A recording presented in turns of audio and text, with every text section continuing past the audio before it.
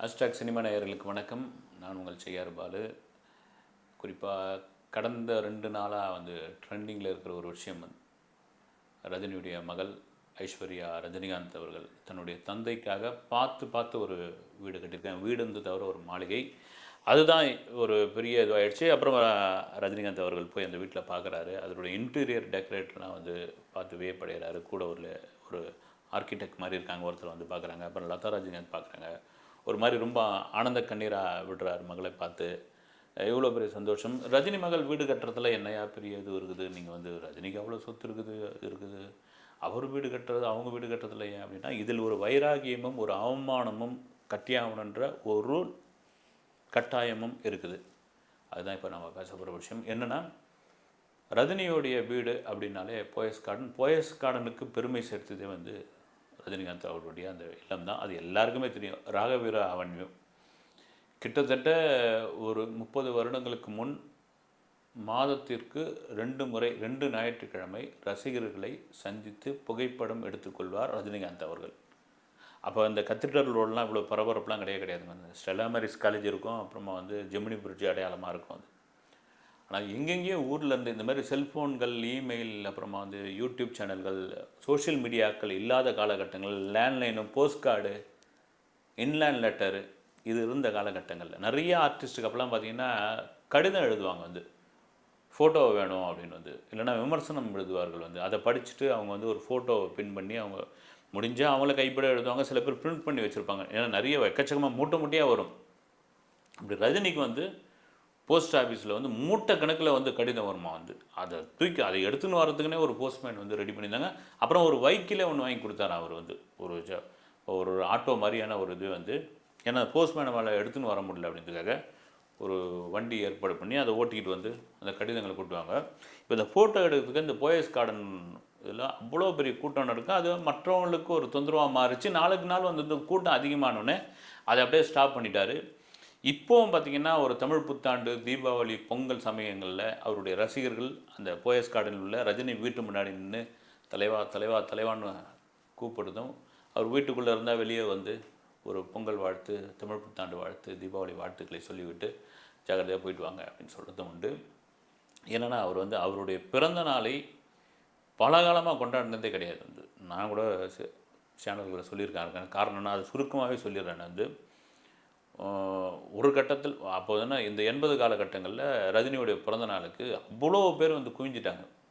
இதே போயஸ் கார்டன் முன்னாடி எக்கச்சக்கமான கூட்டம் குவிஞ்சிட்டாங்க.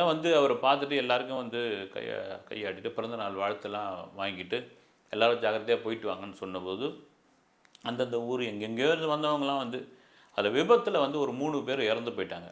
அந்த இறந்து போனவர்களுடைய தாய்மார் அந்த அம்மாக்கள் கேட்ட கேள்வி இருக்கு, அது என் வாழ்நாளில் மறக்கவே முடியாது. அவங்க சொன்ன அந்த இது என் மனசுக்குள்ளே இன்னும் ஓடிக்கிட்டு இருக்கு.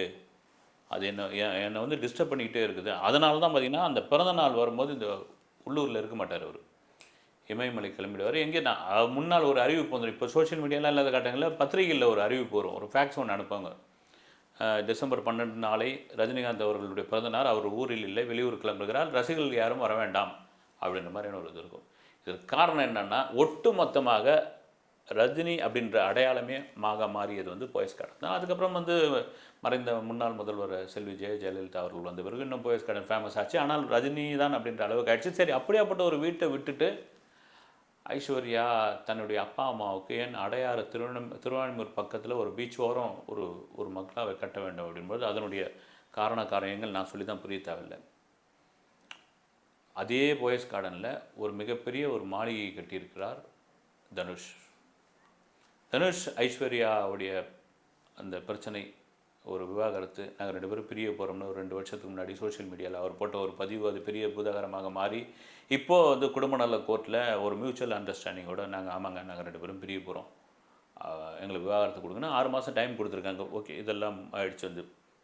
இந்த பிரிவுக்கு காரணம் என்ன அப்படின்னு சொல்லும் பொழுது நாம் விசாரித்த வகையில் திரும்பவும் சொல்கிறது தான் தனுஷோடைய அப்பா அம்மாவே அங்கே யார ரஜினிகாந்த் அவர்கள் வீட்டில் சரியான மதிப்பு கொடுக்கல.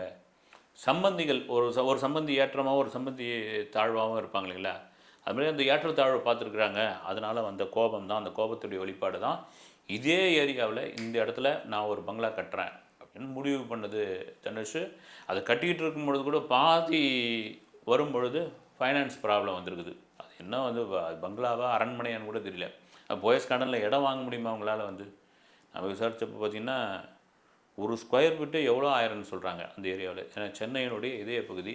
அப்போ பாதி கட்டிட்டாப்புல தனுஷ். அப்போ இல்லை ஃபைனான்ஸ் ப்ராப்ளம் அப்படின்போது ஒரு பிரபல பட நிறுவனத்துக்கிட்ட 6 படத்திற்கான கால் ஷீட்டை ஒட்டு மொத்தமாக நான் உங்களுக்கு கொடுக்குறேன், சம்பளம் நான் என்ன வேணாலும் குறைச்சிக்கிறேன், எனக்கு வந்து ஏக்தம் ஒரு ஒரு அமௌண்ட்டு தேவைப்படுது அப்படின்னா அவங்களுக்கும் பெரிய மகிழ்ச்சி. ஏன்னா தனுஷுக்கு ஒரு பெரிய ஓப்பனிங் இருக்குது.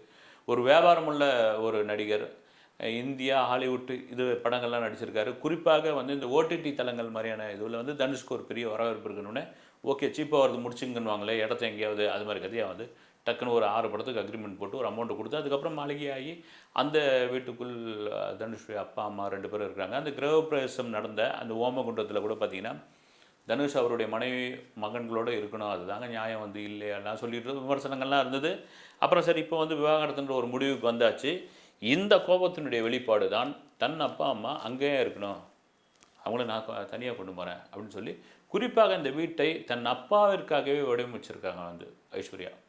ஒரு தியான கூடம், ஒரு பூஜை அறை எப்படி இருக்கணும், அவர் வந்து இந்த பீச்சை பார்த்த மாதிரி நடந்து போகிற மாதிரியான ஒரு ஒரு பகுதி, அப்புறம் வந்து சேர் போட்டுன்னு உட்காந்து அப்படியே கடற்கரையை பார்க்குற மாதிரி, அவர் குறிப்பாக அந்த தியானம் யோகா இதெல்லாம் ரொம்ப இதுவாக உள்ளவர் வந்து இந்த மாதிரியான வசதிகள்லாம் பார்த்து பார்த்து கட்டியிருக்காங்க. அதை தான் வந்து அவர் பார்த்துட்டு ரொம்ப நிகழ்ச்சியாகிட்டு போயிட்டார்.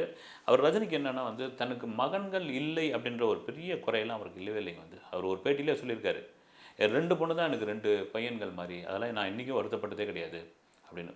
உண்மையாகவே வந்து போரூர் ராமச்சந்திரா ஹாஸ்பிட்டலில் ஒரு கிரிட்டிக்கலான ஸ்டேஜில் ரஜினி இருந்த பொழுது அவருடைய கிட்னியை வந்து மாற்றி ஆகணும், அது சிங்கப்பூர் ஹாஸ்பிட்டல் தான் சரியான ஹாஸ்பிட்டல் அப்படின்னு சொல்லும்பொழுது வெளியே வந்து மீடியாக்களும் ரசிகர்கள்லாம் அவ்வளோ பேர் குவிஞ்சிட்டாங்க. ரஜினிகாந்துக்கு ஏதோ ஒன்று ஆயிடுச்சுன்னு சொல்லி வதந்தியை பரப்பி அங்கே ரசிகர்கள்லாம் கத்த ஆரம்பித்தப்போ தன் அப்பாவை எழுப்பி ஒரு ஆடியோ பேச வச்சு, இது மாதிரி வெளியே வந்து பெரிய கலவரமாக இருக்குதுப்பா, நீங்கள் ஒரு ஆடியோ பேசுங்க, அந்த ஆடியோ போச்சுன்னா கொஞ்சம் ரசிகர்கள் தணிஞ்சிருவாங்கன்னா அப்போ தான் அவர் சிரிச்சுக்கிட்டே அந்த ஆடியோ சொல்லுவார் வந்து, நான் தான் ரஜினிகாந்த் பேசுகிறேன், நான் நல்லா இருக்கிறேன், யாரும் ஒன்றும் கவலைப்படாதீங்க, நான் மீண்டு வருவேன், எதுவும் இது பண்ணாதீங்க, தப்பான வதந்தியெல்லாம் நம்பாதீங்க, மறுபடியும் உங்களுக்கு ரஜினிகாந்த் உங்களை வந்து மீட் பண்ணுவேன் அப்படின்னு சொல்லி அந்த ஆடியோ, அந்த புத்திசாலித்தனம் இருக்குல்ல, அந்த நேரம் வந்து ரஜினிக்கு ரொம்ப பிடிச்சி போச்சு அவருக்கு. அப்புறம் அந்த சிங்கப்பூர் ஹாஸ்பிட்டலில் நீங்கள் அந்த படம்லாம் பார்ப்பீங்க வந்து தன் அப்பா வந்து ஒரு சேரில் தள்ளி போகிறது வந்து பார்த்துக்கிறது, தனக்கு ஒரு மகன் இருந்திருந்தால் கூட இப்படி பார்த்துருக்க மாட்டான். அப்படி ஒரு ஸ்டேஜில் வந்து தன்னுடைய மகள் பார்த்துக்கிறத அவர் ரொம்ப குறிப்பாக நினச்சி இதுவாகிருக்கார் வந்து. அதனுடைய வெளிப்பாடு தான் வந்து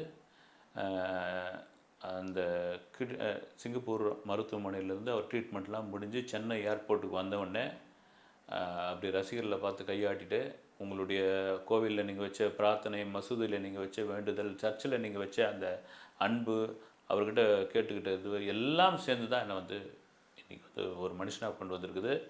அதனால் உங்களுக்கு நன்றின்னு சொல்லிவிட்டு கிளம்புற நேரம் வந்து அவர் போயஸ் கார்டன் வீட்டுக்கு தான் போகிற மாதிரியான ஒரு ஐடியா பண்ணியிருந்தாங்க. அங்கே தான் வந்து அந்த மாவிலை தோரணம் இதெல்லாம் ரெடி பண்ணி வச்சு எல்லாம் ஓகே பண்ணி வச்சுருந்தது. ஆனால் வண்டி போய் மீனம்பாக்கத்தை தாண்டி கிண்டி கிட்ட போயிட்டுருக்கும்பொழுது வண்டியை வந்து வீனஸ் காலனி விடுன்றாராம் ரஜினி. ஏன்னா வீனஸ் காலனி பக்கத்தில் ஆழ்வார்பேட்டையில் வீனஸ் காலனியில் தான் வந்து தனுஷும் ஐஸ்வர்யாவும் வந்து ஒரு ஃப்ளாட்டில் குடியிருக்கிறாங்க வீனஸ் காலனியில். ஒரே மகிழ்ச்சி ஆகிப்போச்சு மகளுக்கு வந்து.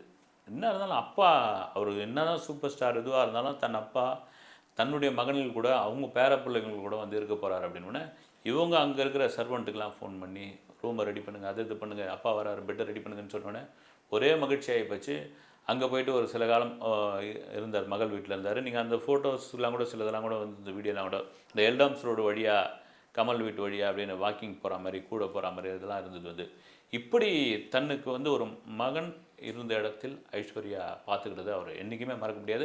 அதனால தான் பார்த்திங்கன்னா இந்த தனுஷ் விவகாரம் வந்தபோது கூட தன் மகளுக்காக ஒரு 73 வயது அப்பாவாக லால் சலாம் படத்தை நடிக்க ஒத்துக்கிட்டார் வந்து. நீ பண்ணுமா, நான் டைரக்ட் பண்ணுமா, நான் பார்த்துக்கலாம் அப்படின்னு சொல்லி திருப்பதியில் ஒரு வேண்டுதலும் கடப்பா தர்காவில் ஒரு பிரார்த்தனையும் முடிவடைச்சிட்டு அந்த படம் வெற்றியோ தோல்வியோ ஆர்டிஸ்ட் காணாமல் போச்சு அதெல்லாம் விடுங்க, ஒரு மகளை வந்து பார்த்தாச்சு. அந்த ஆடியோ லான்ச்சுக்குள்ளே நடந்தது வந்து சாய்ராம் காலேஜில். அப்படி நின்று மகள் பேச பேச பேச ஒரு அப்பாவாக வந்து அந்த கண்ணெல்லாம் தழும்பும். ரஜினி அப்படி அழுது பார்த்ததே கிடையாது வந்து. இப்போ என்னன்னா, தன் அப்பாவை அதே ஏரியாவில் அங்கே இருக்கிறாரு. எந்த வீடுனா ரஜினிகாந்த் வீடுன்னு சொல்லுவாங்க. அங்கே வந்து தனுஷ் இவ்வளோ பெரிய ஒரு மாளிகை கட்டியிருக்காரு. அங்கே கூப்பிட கூட இல்லை, கட்ரேசி கூட கூப்பிடல. நீங்கள் அங்கே இருக்கணுமா, நீங்கள் வந்துருங்க அப்படின்னு சொல்லி அப்படி உருவாக்கப்பட்ட, அப்படி பார்த்து பார்த்து கட்டப்பட்ட அந்த வீடு தான் வந்து ஐஸ்வர்யா ரஜினிகாந்த் கட்டியிருக்கிற அந்த வீடு. ஓகே, அதை வந்து பார்த்துட்டாரு. பார்த்து ஒரு எளிய முறையில் ஒரு 3 நாளைக்கு முன்னாடி ஒரு கிரக பிரவேசம் நடந்திருக்குது. ஓகே, இவர் போயஸ் கார்டன் விட்டு கிளம்புவாரா, இல்லை அந்த வீட்டில் வந்து எப்படி இருப்பார், மகளுக்காக அந்த அன்புக்காக அங்கே போவாரா? ஏன்னா கேளம்பாக்கம் பண்ணை வீடில் வந்து அவர் அதிகமாக அந்த ரெஸ்ட் எடுக்கிறது எங்கன்னா அந்த கேளம்பாக்கம் பண்ணை வீட்டில் தான். அங்கே ஒரு ஒரு நாய் ஒன்று இருக்கும். அது இவர் வந்து ஒரு 4-5 நாள் வரலன்னா அது சாப்பிடாதான் வந்து கத்த ஆரம்பிச்சிருமா. ஃபோனில் வேறு சொல்லுவாங்களா. அப்புறம் வீடியோ காலில் காமிச்ச உடனே பார்த்துட்டு இன்னும் ஓன்னு கத்தினோடனே இவர் கிளம்பி போயிடுவாராம்.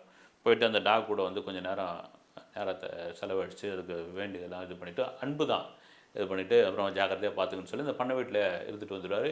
இப்பொழுது போயஸ் கார்டனை விட்டு இடம் பெயர்கிறாரா ரஜினிகாந்த்? தன்னுடைய மகளுடைய அன்பிற்காக அங்கே மாறுகிறாரா? ஒரு மாற்றத்திற்காக மாறுகிறாரா? இல்லை இங்கே இருக்க வேணாம் அங்கேயே போயிருப்போம், தனக்காக பார்த்து பார்த்து கட்டின அந்த மாளிகைக்குள் எப்பொழுது ரஜினிகாந்த் அந்த ஃபேமிலி போவாங்க அப்படின்றத பொறுத்திருந்து பார்ப்போம். நன்றி.